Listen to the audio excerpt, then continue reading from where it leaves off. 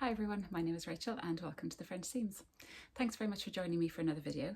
In this video I'm going to discuss everything that I made in November. So I first of all, as always, like to start by saying a huge thank you to everybody who commented on my last video. I got some great feedback. It was really enjoyable to read all the comments, and also everybody who gave the video a thumbs up, and to everybody who's subscribed. So thank you so much. I really do appreciate it. I got some great feedback actually in the comments the last month. It was really enjoyable reading them. So thank you very much for taking the time to watch the video and to comment as well. I really do appreciate it.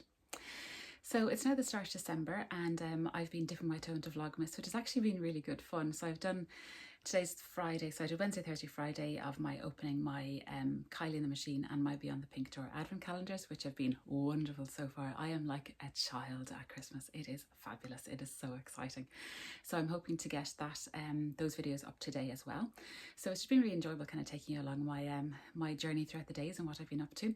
It's not terribly exciting these days, just working from home, the usual kind of stuff, but there's a few little bits thrown in here and there, so I really hope you enjoy it. So without further ado, I'll get started on what I got made in November. So the first thing I got made up is what I'm wearing, which is the Jennifer Lauren gable top, which I'm so pleased with. Beautiful fabric from Crafty Studio, and lovely. It's kind of fleecy on the inside as well. It's so comfy cozy. It's really nice and just, yeah, really good to work with. So really pleased with that.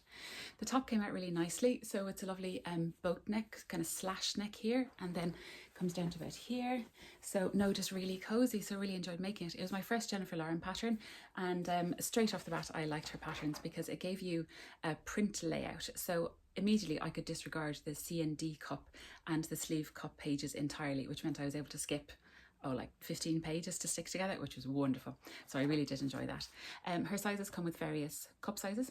So I made a B cup for my size, and I made my measurements put me in a 12 bust, a 14 waist and a 12 hip, which is the first time I've kind of gone in and out. Usually I just go straight out pear shape, but I had a look at the finished garment measurements, and I just made a size 12 bust and then graded to a 14.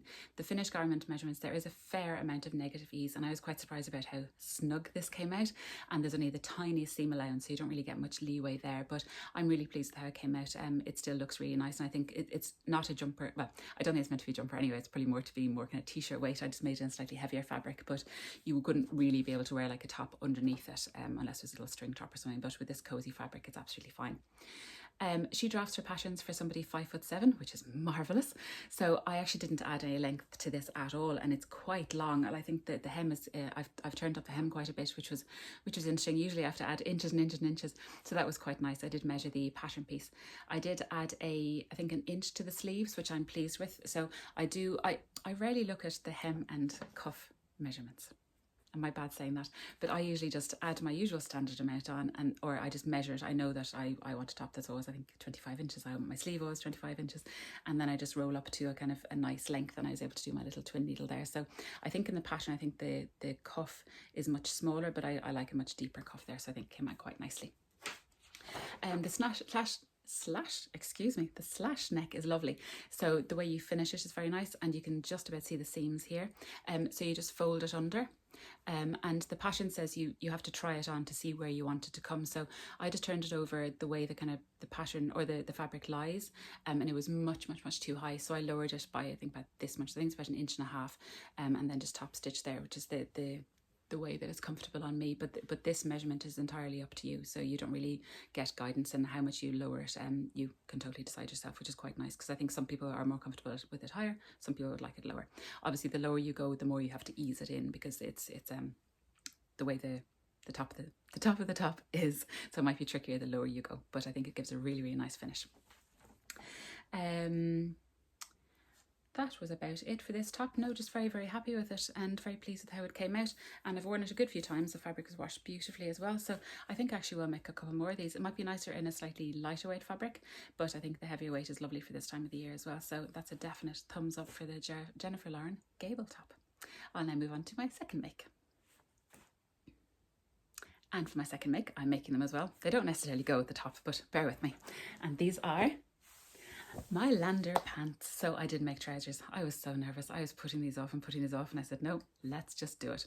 So I did make a toile, and the toile came out quite well. I just random scraps of fabric here, there and everywhere. So just put the shell together and it came out quite nicely. And then I cut into this beautiful fabric, which is lovely green cord from Beyond the Pink Door. So it's actually quite stretchy. I didn't realise how stretchy it was, but it just meant the trousers are super comfortable. But I don't think the pattern is drafted for a stretch fabric, so just bear that in mind. But I think I managed to get around it just. So I loved making these. The pattern instructions are fabulous. I really like the little details. It's got a little pocket at the back and my little Rosy Cheeks label. I love the pockets here, they're nice and deep, and I lined them with this fabric. You might remember that from a fibre mood top I made during the summer.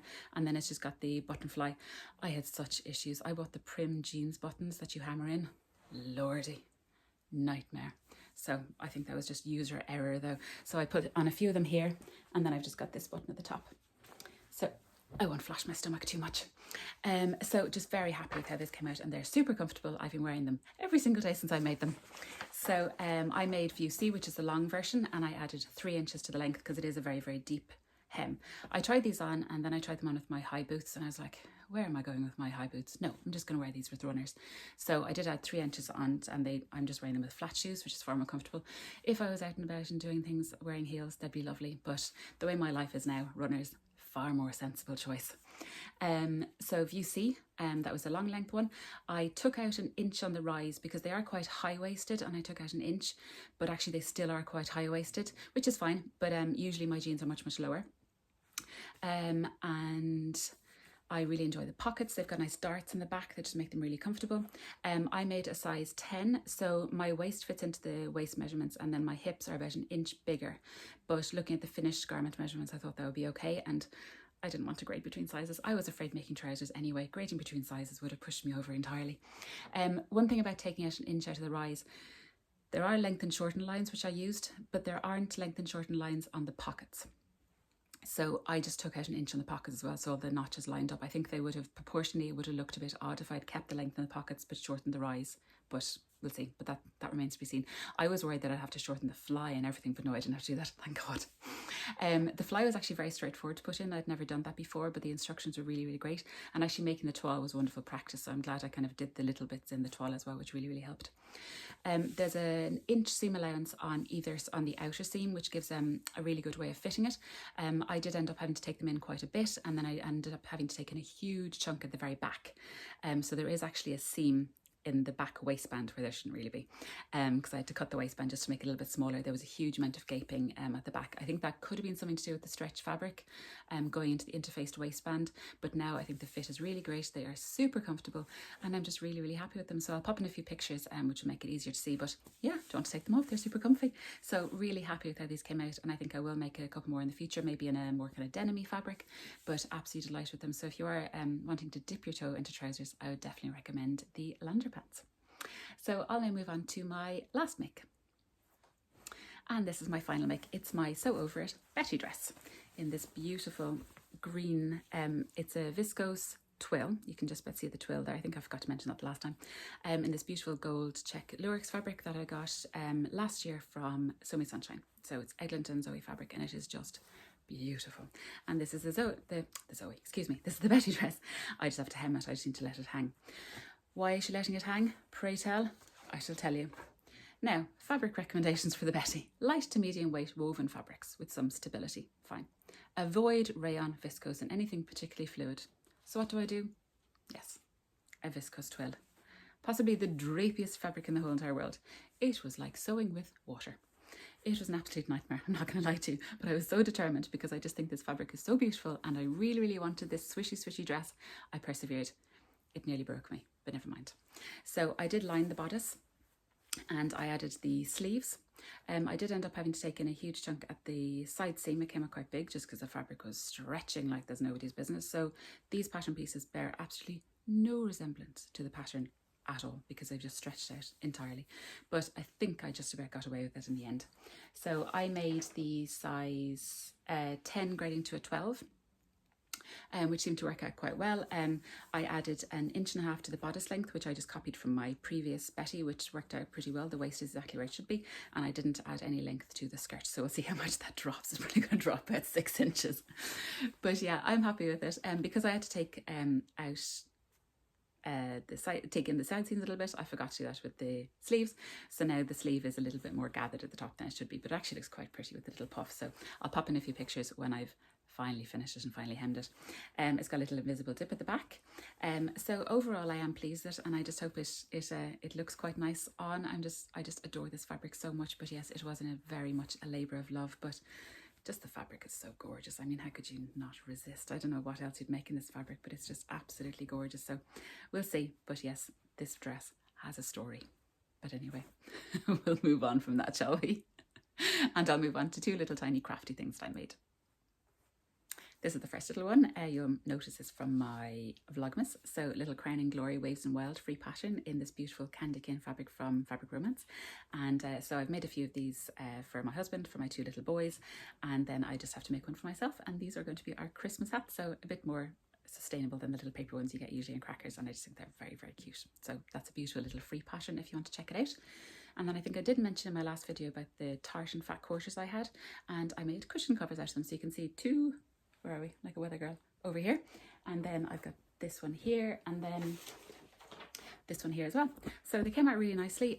For these I used a bit of scrap I had left over from a jumper I made ages ago. It's green ponte, which is nice and stretchy, but I made a kind of tuck here like a pillowcase and just added a little button.